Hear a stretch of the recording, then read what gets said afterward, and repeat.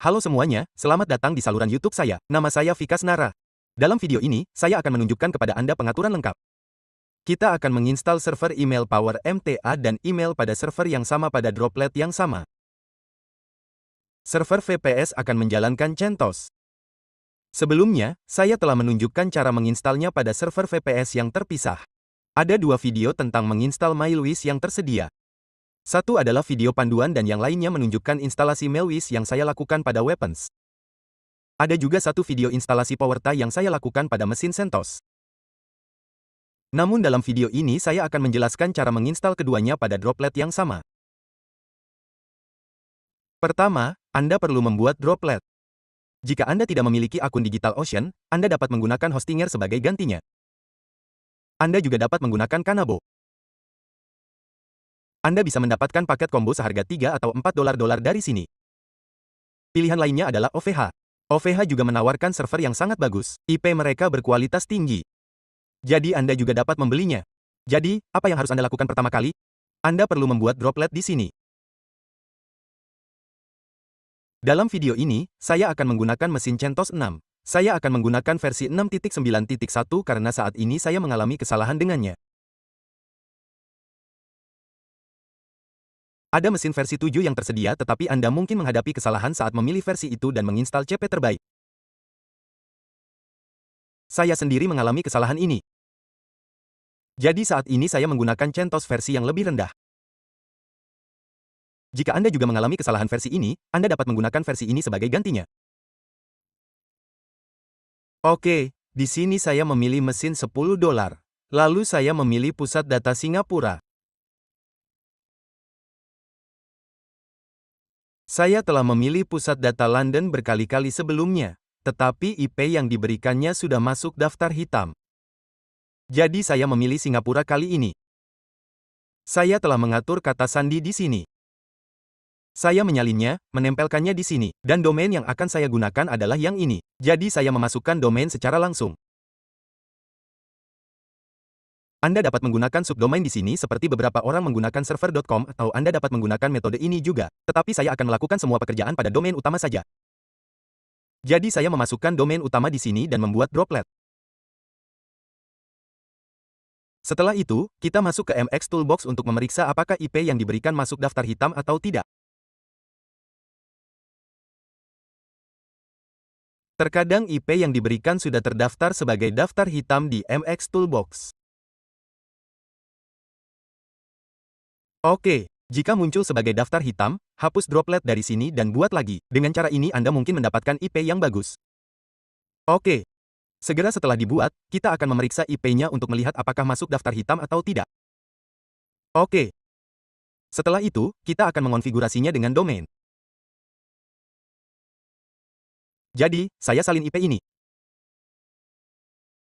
Setelah menempelkannya di sini, saya klik pada centang daftar hitam.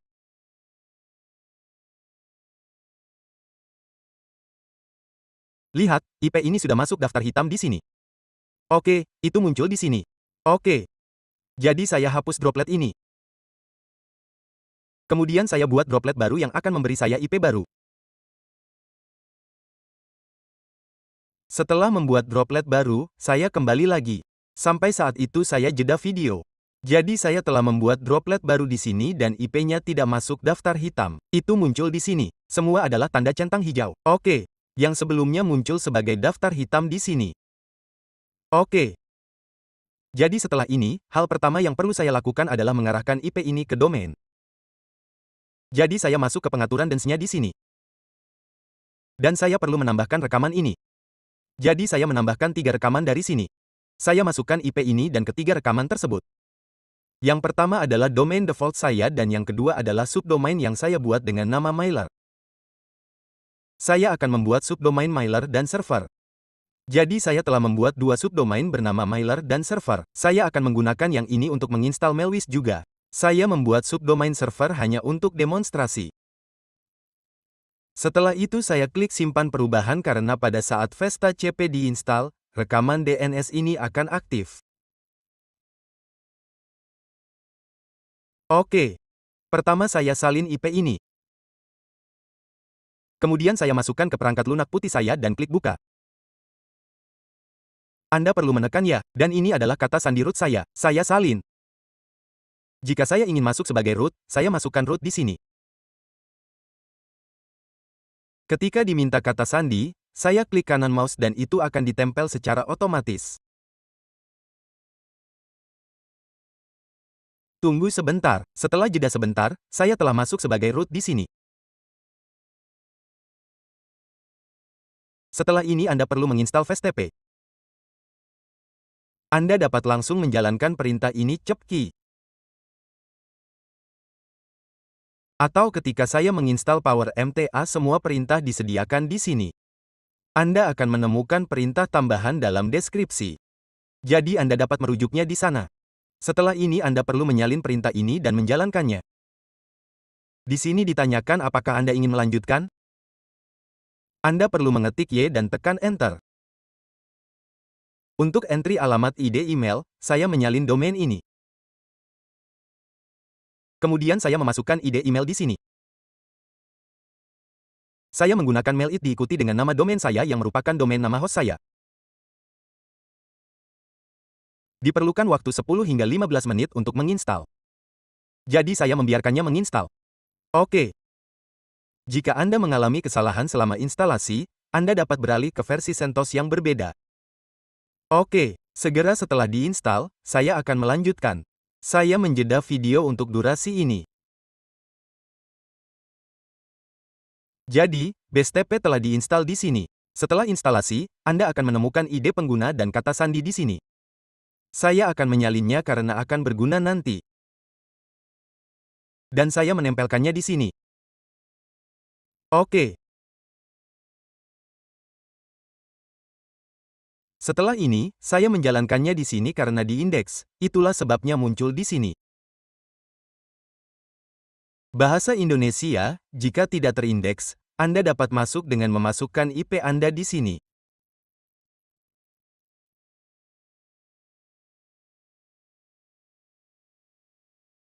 Nama pengguna adalah admin. Kata sandi adalah admin, kemudian klik login. Oke. Setelah ini, masuk ke bagian web tempat domain Anda ditambahkan secara default. Jadi apa yang perlu Anda lakukan sekarang? Pertama Anda perlu menginstal PowerMTA. Oke, Anda harus menginstal PowerMTA. Untuk itu masukkan IP Anda ke WinSCP.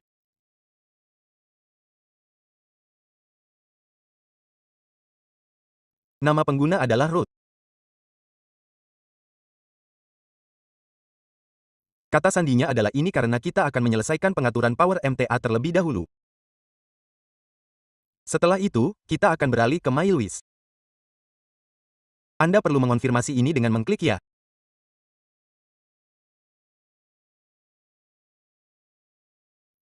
Oke, lalu saya mengunggah file PowerMTA di sini dan melanjutkan. Jadi saya telah mengunggah file PowerMTA di sini. Setelah itu Anda perlu kembali ke putih dan Anda perlu menggunakan perintah. Saya akan menunjukkannya di sini. Perintah apa yang perlu Anda masukkan? Jalankan rpmh diikuti dengan 5.3. Pada dasarnya, ini adalah nama file. Anda perlu memasukkan nama file Anda yang tepat. Oke. Misalnya, jika Anda menggunakan versi 4.5, masukkan nama file yang sesuai. Apa nama berkas itu? Anda perlu memasukkan nama yang sama di sini. Jadi, saya menyalinnya, datang ke sini, menempelkannya, dan menekan Enter.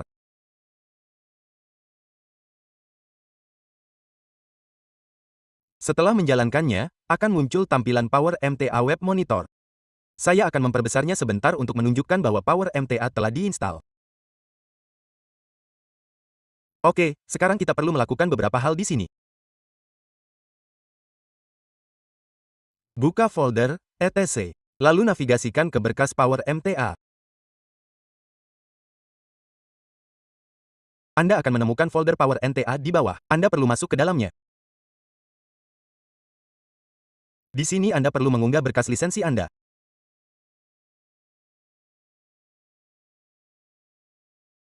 Oke, berkas lisensi telah diunggah.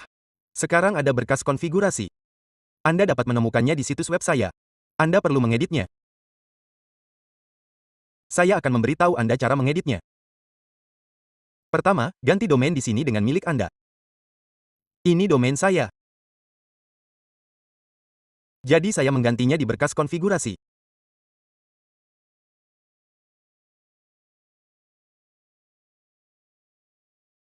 Saya menggunakan replace all lalu saya juga mengganti IP ini. Tugas ini lebih mudah di Notepad++. Pilih dan dimanapun IP ini muncul, itu akan diganti. Oke, lihat di sini semua IP dan semuanya telah diganti. Oke, setelah ini simpan setelah disimpan unggah berkas konfigurasi ini di sini juga.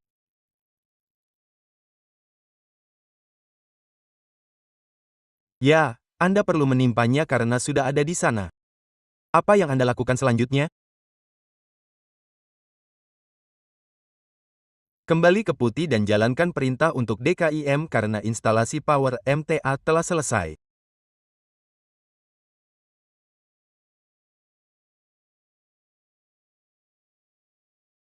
Sekarang untuk DKIM, Anda perlu menjalankan perintah ini. Jalankan dengan baik. Jadi apa fungsinya? Ini menunjukkan direktori tempat berkas dk.pm berada. Jadi saya akan menyalin direktori ini. Lalu saya menempelkannya dengan CD untuk masuk ke direktori itu. Ini membawa Anda langsung ke folder itu. Setelah itu jalankan perintah rmdk. Rem berarti itu akan menghapus berkas. Saya akan menunjukkan kepada Anda dengan ls bahwa berkas-berkas ini ada di folder ini. Di dalamnya ada berkas bernama DK. Jadi saya perlu menghapusnya. Saya akan menggunakan RM sebentar. Jalankan RMDK. Jika Anda menjalankan perintah ini, berkas akan dihapus. Sekarang saya akan menunjukkan kepada Anda dengan ls. Anda tidak akan menemukan berkas itu lagi di sana. Oke. Setelah ini, Anda perlu menjalankan perintah ini. Oke, Anda dapat menemukan semua perintah ini di postingan Power MTA di situs web saya.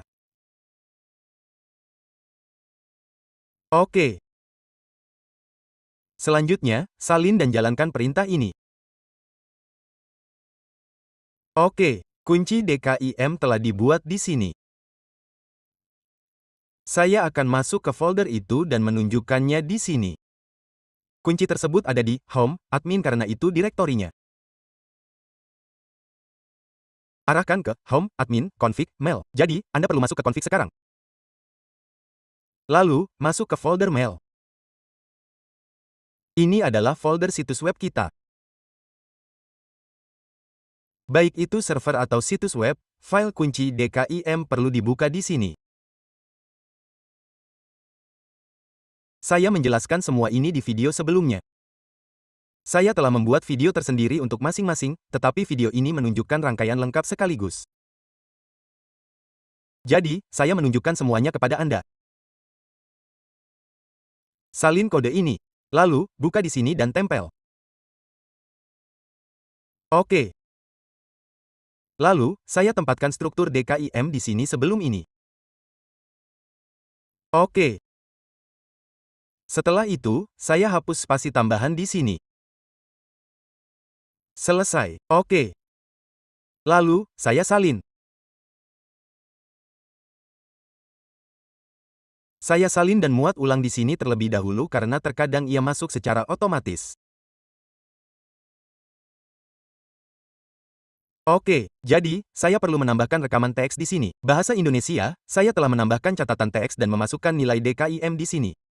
Anda dapat memilih nama apapun yang Anda inginkan. Anda harus menggunakan nama Kim di sini. Saya telah menggunakan nama ini di sini juga. Oke. Selanjutnya, Anda perlu menambahkan catatan SPF. Apa yang ada di catatan SPF? Ini adalah struktur catatan SPF. Ganti IP yang diberikan di sini dengan IP Anda sendiri. Ini adalah IP saya. Saya masukkan IP saya di sini. Kemudian tambahkan catatan TXT di sini dan masukkan. Oke, selanjutnya adalah catatan demak. Oke, ini adalah struktur catatan demak. Apa yang perlu Anda lakukan dengannya? Ganti domain dengan milik Anda sendiri. Saya menyalinnya di sini. Kemudian dimanapun domain ini muncul, saya menempelkannya di sana. Saya menyalinnya dari domain saya. Kemudian saya menambahkan catatan TX di sini dan memasukkannya. Oke. Untuk nama saya menggunakan garis bawah dengan tanda dan klik simpan perubahan.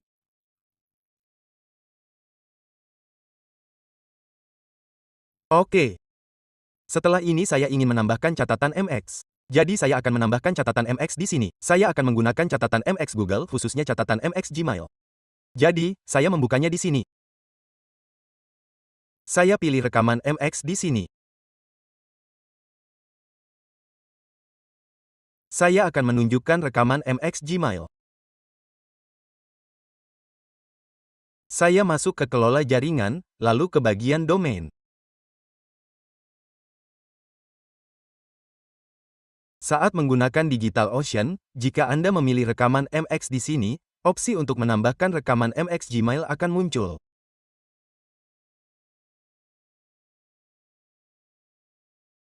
Saat Anda menambahkan domain di sini, rekaman MX Default Gmail akan ditambahkan secara otomatis dengan satu klik. Jadi, rekaman MX ini ditambahkan ke domain. Saya menyalinnya dan menempelkannya ke yang ini. Nilainya adalah ini. Prioritasnya di sini adalah 10. Yang ini memiliki prioritas 10. Yang berikutnya memiliki prioritas 1.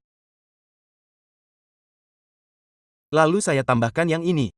Yang ini memiliki prioritas 5. Yang berikutnya juga memiliki prioritas 5. Oke. Lalu saya salin di sini.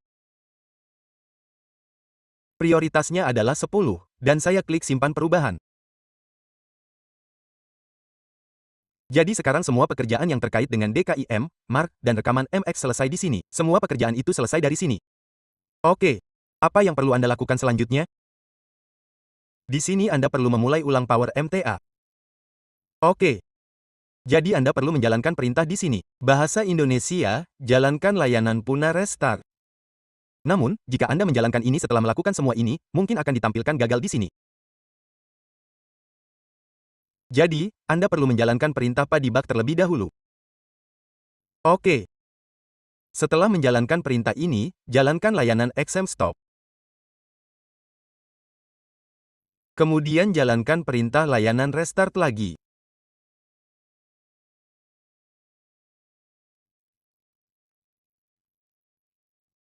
Untuk sesaat, saya akan masuk ke folder root dengan CD menjalankan layanan dari awal. Tunggu, itu ditampilkan. Oke, jadi, Power MTA telah dimulai ulang di sini. Ada beberapa masalah di sini. Saya harus mengunggah dua file di sini di dalam folder USR spin. Oke. Jadi saya mengganti kedua file ini di sini lagi. Sekarang Power MTA telah dimulai ulang di sini. Oke. Apa yang perlu saya lakukan setelah itu? Saya perlu masuk ke folder etc. Saya perlu membuat beberapa perubahan di dalam Power MTA. Saya membuka file konfigurasi. Saya perlu menghapus hash yang saya tambahkan sebelumnya karena saya telah menangani dekompresi di sini. Kemudian saya menyimpannya. Oke. Saya datang ke sini dan menjalankan perintah layanan restart lagi. Power MTA Restart ditampilkan di sini. Oke. Bahasa Indonesia, setelah ini, kita periksa di SMTP. Mari kita periksa skor kita di SMTP atau .NET di Mail Tester. Berapa skor yang kita dapatkan? Nama host kita adalah domain kita dan portnya adalah 587 di berkas konfigurasi. Anda dapat melihat saya telah menyetelnya ke 587 di sini.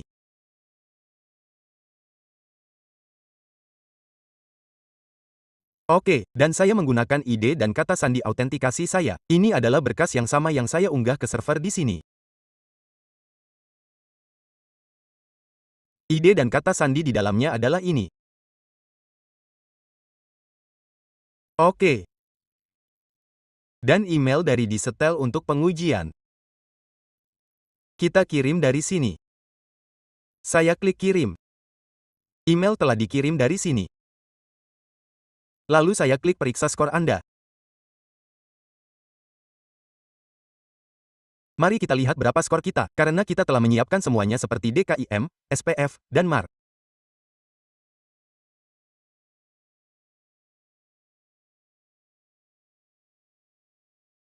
Oke, skor kita sempurna 10 dari 10 di sini. Satu hal lagi, jika Anda tidak mendapatkan skor 10 dari 10, jika Anda menghadapi masalah dengan DKIM, Anda perlu menambahkan kode ini di sini. Anda dapat melihat domain ini tempat Anda menambahkan rekaman MX di sini.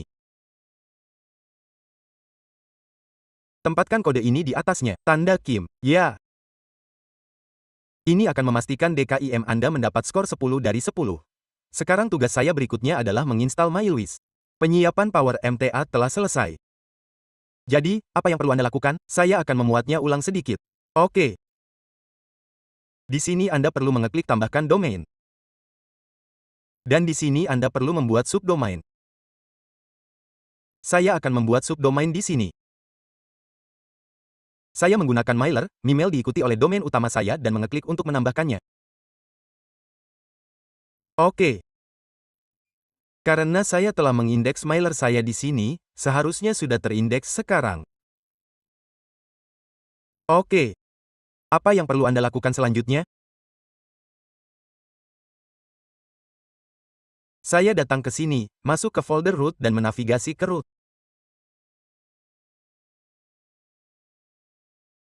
Anda perlu masuk ke folder root dan menjalankan perintah ini. Jalankan vname public _HTML. Perintah ini akan menemukan dan menunjukkan direktori tempat public _HTML berada.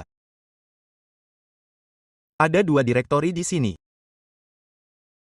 Satu untuk domain utama kita dan yang lainnya untuk subdomain. Yaitu, home, admin, web dan mailer. Saya baru saja membuat subdomain ini, jadi, saya akan menyalin yang ini. Saya menempelkannya ke perintah cd di sini. Sekarang kita berada di folder itu, lihat public _HTML ini. Oke. Di dalam ini kita perlu mengunggah berkas email kita. Jadi kita masuk ke home, admin, mailer. Kita perlu mengunggahnya di public _HTML. Seperti yang Anda ketahui, semua berkas frontend masuk ke public _HTML. Oke. Jadi saya mengunggah berkas email di sini. Mengunggahnya akan memakan waktu 1 atau 2 menit karena kecepatannya bagus. Saya akan menyambung kembali sebentar lagi. Setelah diunggah, kita akan melanjutkan. Berkas telah diunggah di sini. Apa yang perlu Anda lakukan selanjutnya? Anda perlu masuk ke dalamnya.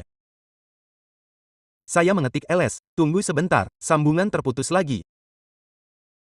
Jadi mari kita sambungkan kembali ini juga. Oke, ini IP dan kata sandi saya.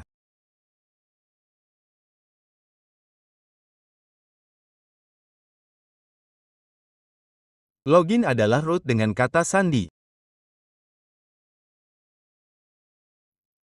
Kemudian jalankan perintah vin secara langsung dan navigasikan ke folder ini dengan cd. Oke, kita telah mencapai folder public _HTML. Setelah ini, ketika saya mengetik S di sini, itu menunjukkan kepada saya 3 item di sini. Index, HTML, dan latex.zip, berkas yang baru saja saya unggah perlu diekstrak. Jadi, Anda perlu menjalankan perintah. Nama file unzip adalah ini.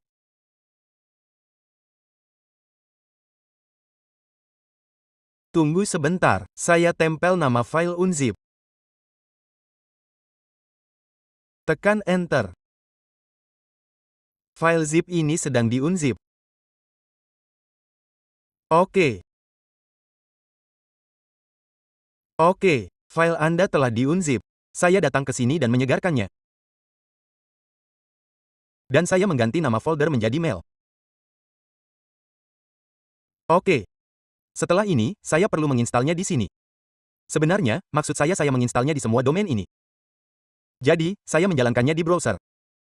Nama foldernya adalah Mail. Oke. Anda perlu menginstalnya melalui Install. Install. Jadi, Mail muncul di sini. Saya perlu menyetujuinya.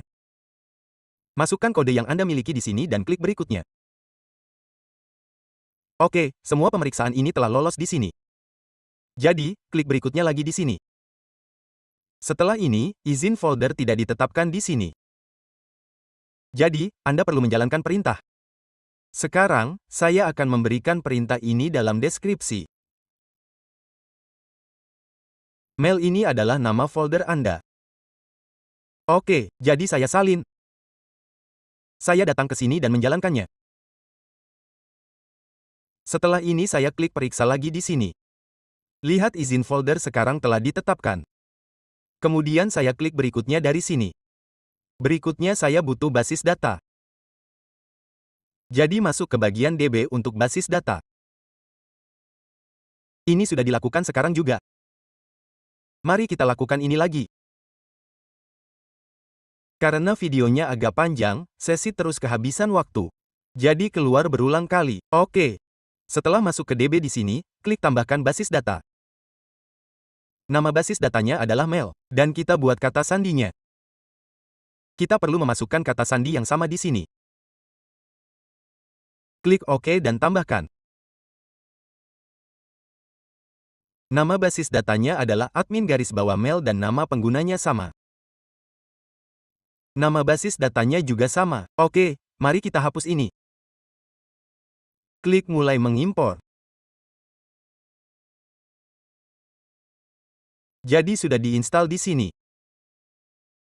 Sekarang kita perlu memasukkan detail admin untuk ini. Jadi saya masukkan di sini. Oke, saya akan menyimpan ini sebagai kata sandi admin di sini.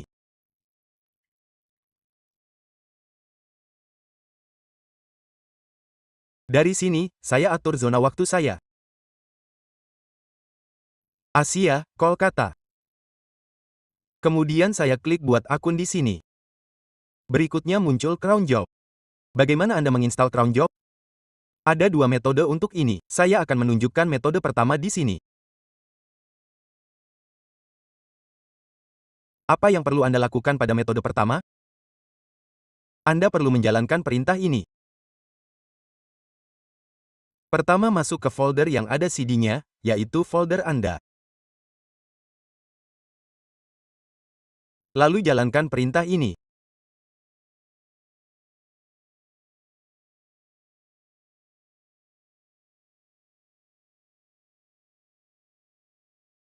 Setelah menjalankan perintah ini, prosesnya agak lama. Jadi, tonton videonya dengan sabar.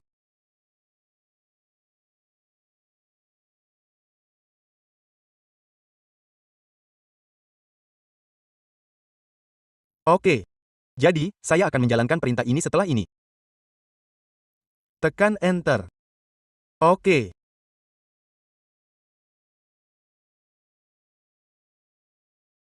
Di sini, Anda perlu menjalankan cronap dan perintah ini.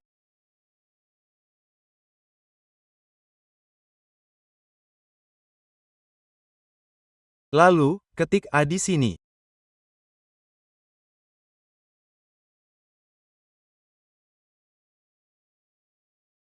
Selanjutnya, salin perintah cron job yang disediakan di sini.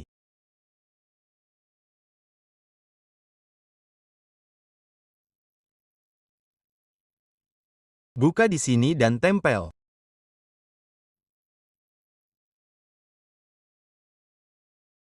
Anda tinggal menempelkannya di sini.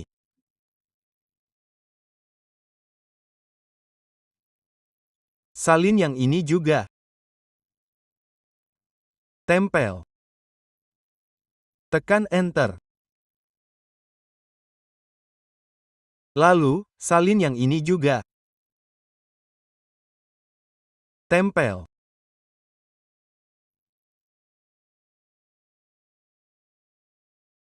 Tekan Enter setelah menempelkan semua perintah ini di sini.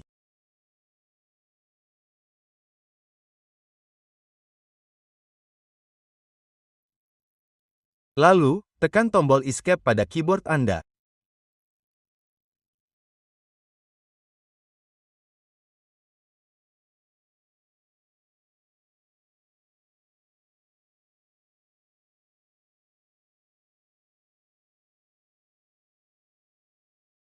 Oke, setelah menekannya, ketik W key di sini.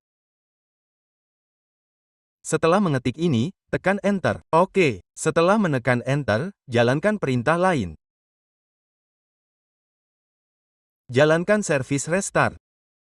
Oke, jadi, saya akan mengetiknya di sini. Restart telah selesai di sini. Oke. Apa metode kedua? Anda juga perlu masuk ke tab cron di sini. Jika cron job pertama tidak berhasil, metode ini akan berhasil untuk Anda. Oke, metode ini juga sangat sederhana. Anda perlu menyalinnya dari sini.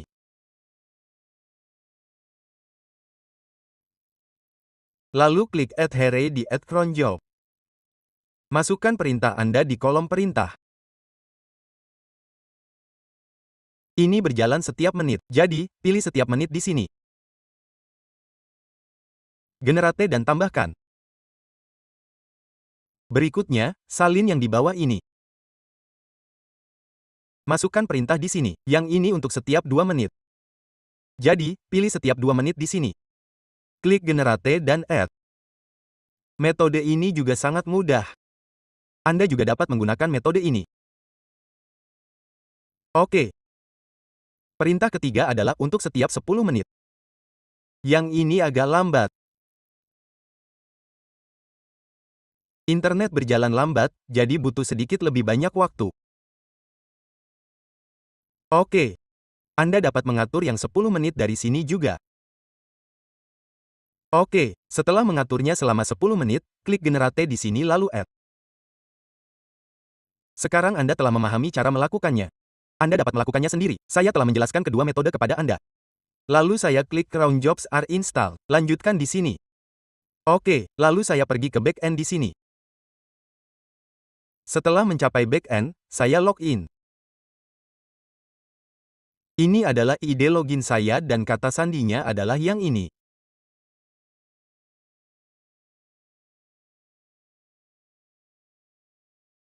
Jadi, saya login di sini. Dikatakan untuk menghapus folder install di dalamnya.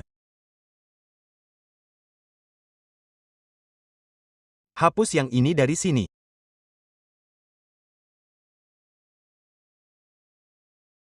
Setelah menghapusnya, saya mengonfirmasi bahwa instalasi Mailwiz telah selesai. Sekarang tugas Anda adalah menambahkan server. Buka bagian server di sini. Klik server pengiriman lalu buat server baru untuk server manapun yang Anda miliki seperti SMTP. Masukkan detail SMTP Anda di sini. Saya akan menunjukkannya dengan memasukkan detail SMTP. Setelah masuk, nama pengguna Anda adalah ini.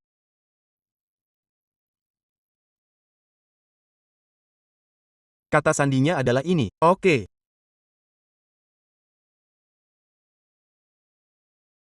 Di bagian balasan dari saya masukkan ini. Port saya adalah 587. Klik simpan perubahan.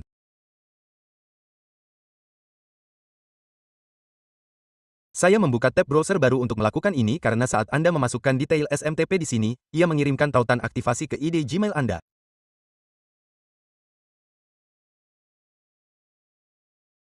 Sekarang saya akan memeriksanya di sini. Saya akan menyalinnya. Menempelnya di sini dan mengklik validasi server. Ini menunjukkan beberapa kesalahan di sini. Biarkan saya memeriksanya sebentar. Saya akan menggantinya dengan IP saya. Saya sudah melakukannya. Mengklik simpan perubahan. Menyalinnya. Menempelnya, memvalidasi server dan itu terkirim. Oke. Setelah ini, saya akan memeriksanya di sini. Bahasa Indonesia, tautan yang masuk menunjukkan status tidak aktif di sini. Begitu Anda mengaktifkan tautan ini, tautan tersebut akan menjadi aktif. Oke, sekarang aktif. Saya sudah menjelaskan cara menginstal MailWish di video sebelumnya. Ada juga video panduan lengkap. Di sana, Anda dapat melihat cara mengunggah daftar email, menambahkan kampanye, dan menambahkan server. Saya telah membahas semua hal itu. Ada juga 5 video tentang Power MTA. Di beberapa video saya telah menginstalnya, di video lain saya telah menambahkan DKIM, DST. Ada juga video uji coba tempat saya menguji server yang saya atur di perangkat lunak yang berbeda. Jadi, saya telah melakukan semuanya. Namun di video ini, saya telah menunjukkan kepada Anda metode lengkap untuk menginstal keduanya di server yang sama pada droplet yang sama. Anda dapat melakukannya dengan bantuan ini jika Anda ingin menginstal situs web apapun di sini. Anda dapat menambahkan domain atau subdomain, masuk ke direktori tersebut, install WordPress atau apapun yang Anda miliki dan buat basis data dari sini. Jadi Anda dapat mengelola situs web dan banyak lagi dari sini juga. Jika Anda belum berlangganan saluran YouTube saya, silakan berlangganan karena video-video seperti ini akan terus bermunculan. Video-video saya panjang dan saya menjelaskan semuanya secara praktis. Itu saja, silakan berlangganan saluran YouTube saya dan terima kasih telah menonton videonya.